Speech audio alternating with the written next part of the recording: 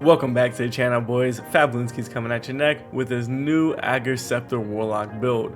But before I get into it, as you guys can already tell, I have a brand new YouTube logo for my YouTube channel. And I just want to give a quick shout out to the artist who created the YouTube logo. Her name is Betty Taylor. You can find her over on Twitter at BettyTaylorGFX. I'll put a link to her Twitter account in the description below. But guys, she is an amazing artist. She makes YouTube logos, YouTube banners. She makes GFX like intros and outros. She makes stream overlays, emotes, pretty much anything you need she can create. I told her what I thought was cool, what I liked, and what I kind of wanted from my YouTube logo. She envisioned it and she created it perfectly. I'm extremely happy with the logo.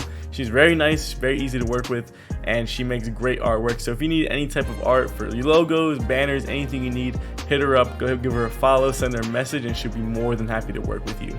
But alright, let's go ahead and go on to the build now. So like I said in the beginning of the video, this is a new Ager Scepter Warlock build. We got the catalyst, guys, and it is crazy. It increases the damage output, does use a little bit of super, but you can find ways to combat that so you can extend the duration that you can take advantage of this new damage output. Has crazy ad control. You can actually do some pretty decent boss damage too with this trace rifle. So let's go ahead and jump right into this build. So obviously for this build we're going to be on shadebinder. We're going to utilize cold snap grenades. We're also going to utilize ice flare bolts and glacial harvest. Glacial harvest mainly so I can keep getting my melee back from the stasis shards. That's going to be the ways I'm going to generate my elemental wells. As for my fragments, we're using Whisper of Torment, so whenever I take damage I get grenade energy. We're using Whisper of Refraction, so defeating slowed or frozen target gives me class ability energy. We're also using Whisper of Fissures, so that burst of stasis when you shatter a frozen target does more damage, has a bigger radius. And we're also using Whisper of Bonds. Now this is the most important fragment to have for this build. Defeating frozen targets grants you super energy.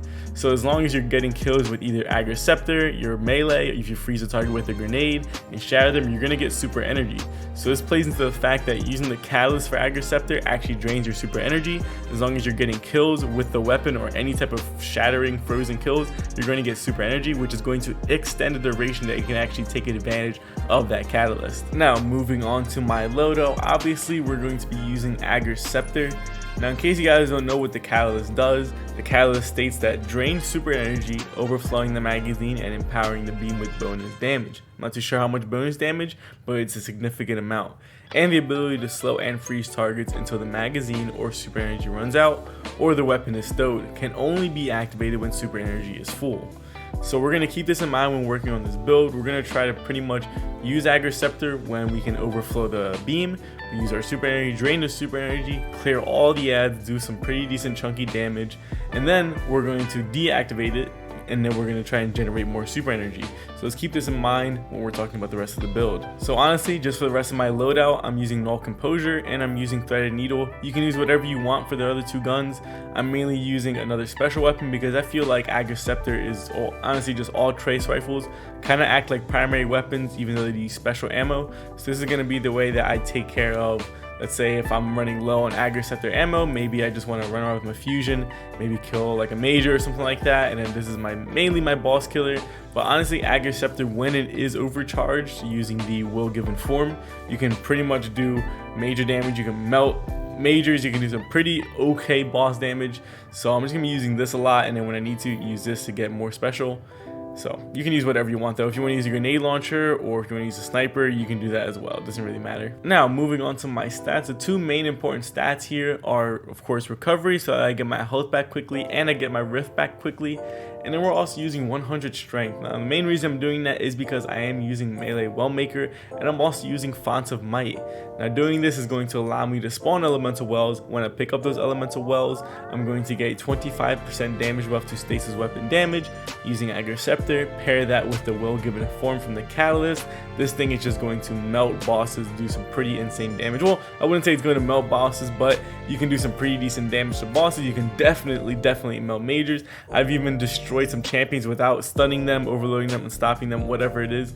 So you can do some pretty decent damage with this gun. So let's go ahead and jump over to our mods now. On our helmet, we're using hands-on, so whenever I do get melee kills, I get bonus super energy. We're using trace rifle ammo finder, and we're also using melee well maker so I can generate these elemental wells and get my build going. On my gauntlets, we are double stacking melee kickstart mods, so whenever I do use my melee attack and it's fully expended, I gain melee energy in return.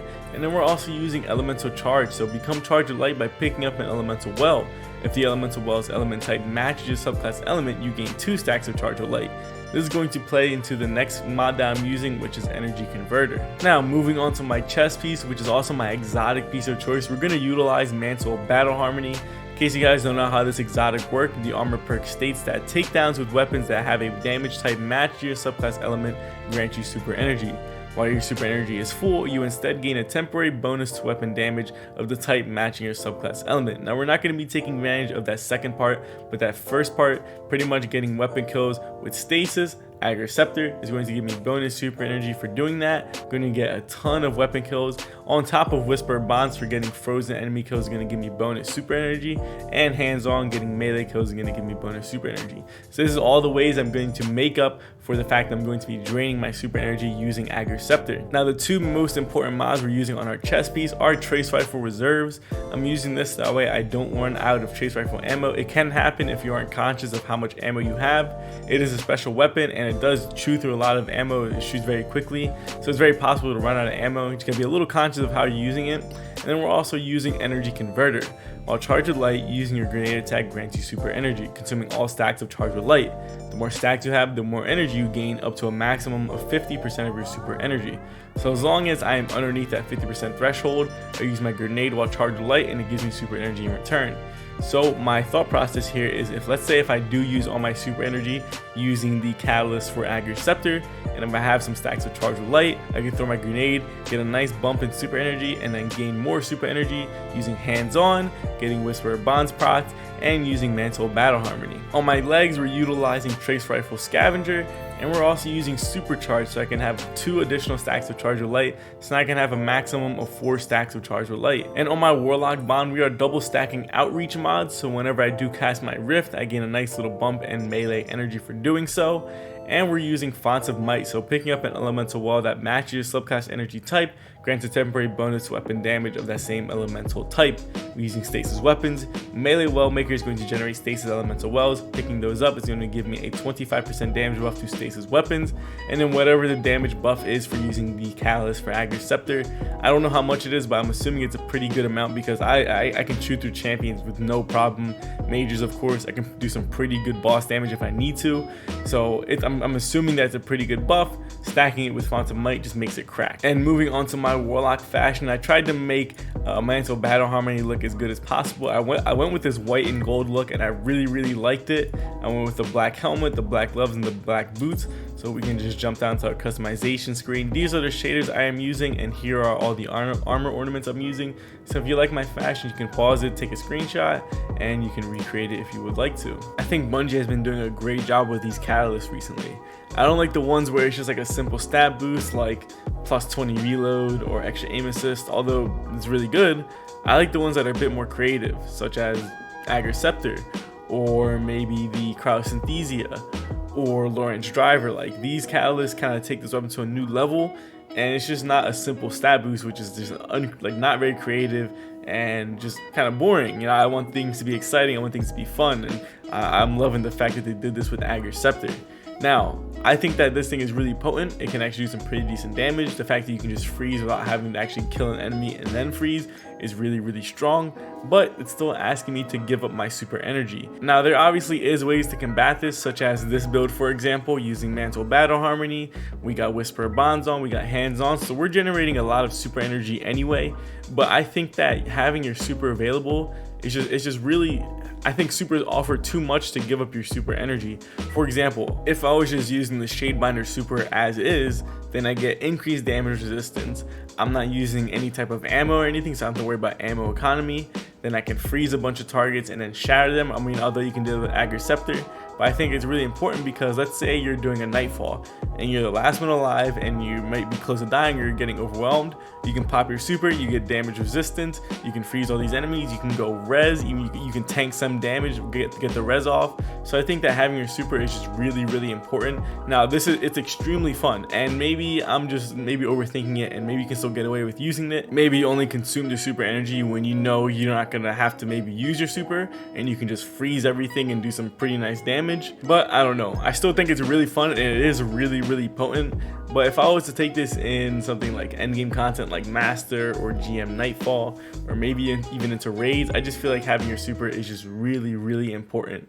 So I don't know, maybe if there's some other strat like using focusing lens, I think that's a good alternative. Maybe if you have like a shadebinder or revenant and you just have them using this weapon, but then what if you run out of ammo and you just like use your super and it only works if you don't run out of ammo. So if you use the whole clip, then focusing lens over, and then you don't have your super to pop. I mean, I guess you can throw a dust field grenade to keep the focusing lens going, but I don't know. I think it's good, but I'm not sure if I'm willing to give up my super energy.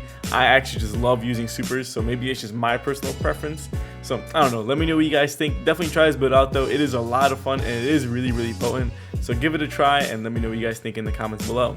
But if you guys like this content, please like, subscribe, and share. It truly helps me out a lot. You can go check out my other videos. Links are in the description below. I have a lot of crazy builds, so go and check that out. And you might as well follow my social media. I have a Twitter and an Instagram, both at @fat_balloonskis. With all that being said, deuces.